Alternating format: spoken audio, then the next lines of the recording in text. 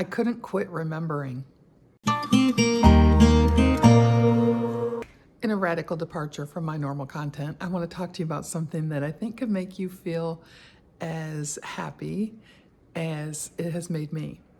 Back in December, I was so bored at work and I was looking for anything to do to try and create business or have something to do. So I made a posting on LinkedIn, and I'm trying to remember why I posted about being in the Marine Corps, but I did. It was related to something.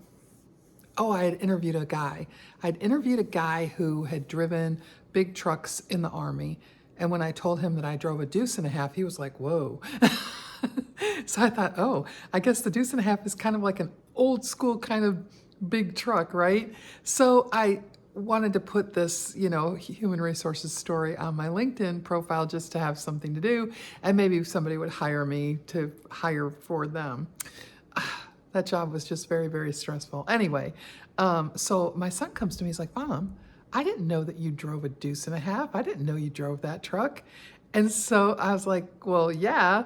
And then I kind of felt bad that he learned about it on LinkedIn, of all places, right? So that was at the beginning of December. Then Christmas rolls around and he gives me this. So this is a nice gift. Like, it's a really nice gift. And it's like, it's blank, right? It's got questions and you fill it in with your answers and it becomes a keepsake journal. And so then he can have all the questions that he wants to know about me in here, as opposed to learning about it on LinkedIn. So I thought, okay, well, I that's a nice gift. It really is. It's a nice idea. And then I kept doing nothing with it. And then finally, over the 4th of July weekend, I finally was like calmed down where I didn't have like 8 billion things to do. And I thought, I'm going to sit down with this book and I'm going to figure out how to complete it, right? Well, it's boring. It's so boring. It starts out with, once upon a time I was born, right? It's your birthday. And so I gave it to ChatGPT because I thought, well, maybe it can help me do this a little bit easier. Now, mind you, I write really big.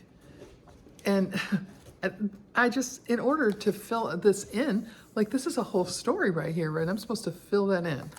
So I gave it to ChatGPT, and ultimately it came around to the fact that I like to talk. I like to tell stories. And so I'm not going to fill out this book because it doesn't fit in the lines. What I have to say doesn't fit in the lines. So ChatGPT ended up interviewing me, and it was so fun because one memory led to another memory, led to another story. I remembered people. I remembered crazy stuff that happened, I learned something about my cousin. Like, back in the day, there were 4 of us. There was my 2 sisters and my cousin and I. My cousin, we each had a sibling like 9 years after us. So we were like one group of kids, and then there were the 2 of them. And they hadn't been born yet. So we would play the Beatles, and I got to be Paul. I got to be the cute Beatle, of course, right? And we all had our person. So then we played the Monkees, and Cindy, my cousin, had a Davy Jones mask, so she got to be Davy Jones. Well, I was talking to her about that the other day, and about the fact that I'm writing this book and how we played the Monkees, blah, blah, blah. And she goes, yeah, and I had to be Davy because I had the Davy Jones mask. What do you mean you had to be Davy? Like, we all wanted to be Davy, right? She's like, I would have rather have been Peter.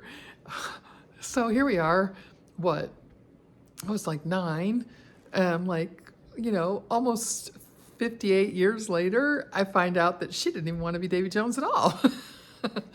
And just fun stuff and things that happened, and I just found my heart getting so full, thinking about some things were crazy. Like, my mom passed away in 2009, and I have questions for her.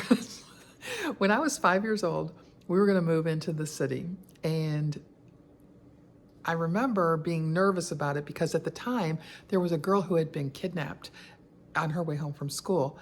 And I remember it really so much because I was always over the newspaper, it was on the TV. And I remember it struck me, even as a 5-year-old, that she had gray eyes, and I'd never heard of anybody having gray eyes before.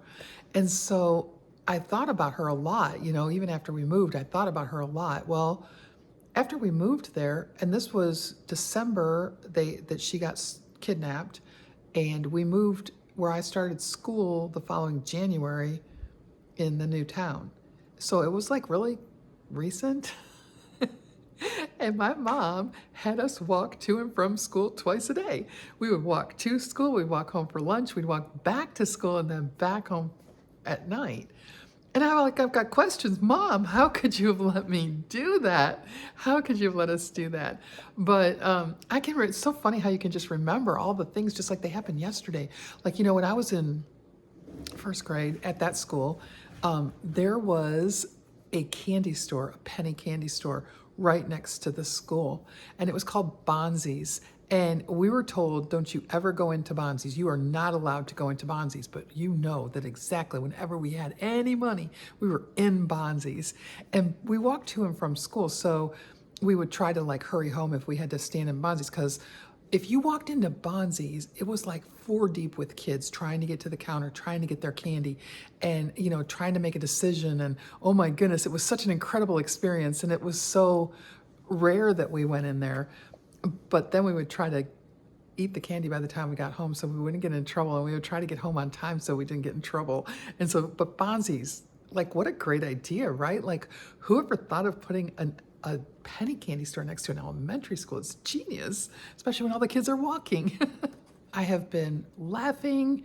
I have been choked up. I have been just absolutely remembering people, and it has filled my soul in a way I did not even expect.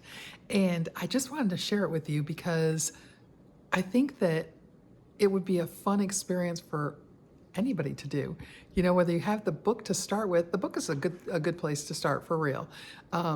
Even if you don't write actually in the book and you don't have to use AI like I did, it just that I happened to be doing it like that because I was trying to figure out the best way to cram every single thing into those little tiny boxes and lines. And that's how it ended up that ChatGPT was the one who was asking me questions that would bring out another story and another story. And I told my cousin I was doing it. She's my bestest cousin, we're the same age. And I told her, I said, you're a starring player in this book. So I'm probably gonna have to get a book for her too, because she's part of it. But just such a great experience that actually, when he gave me the book, I thought, this is really sweet. He wants to know about me. And then I thought, holy moly, that's a task. That's a job. I'm going to have to figure out how I'm going to have the time to fill out this book, right?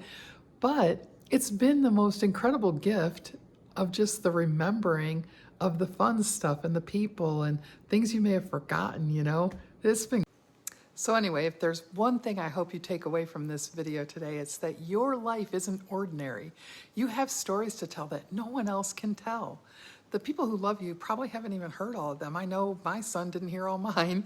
Whether you write them in a journal or record them on your phone or tell them over coffee or let the AI interview you, tell your stories.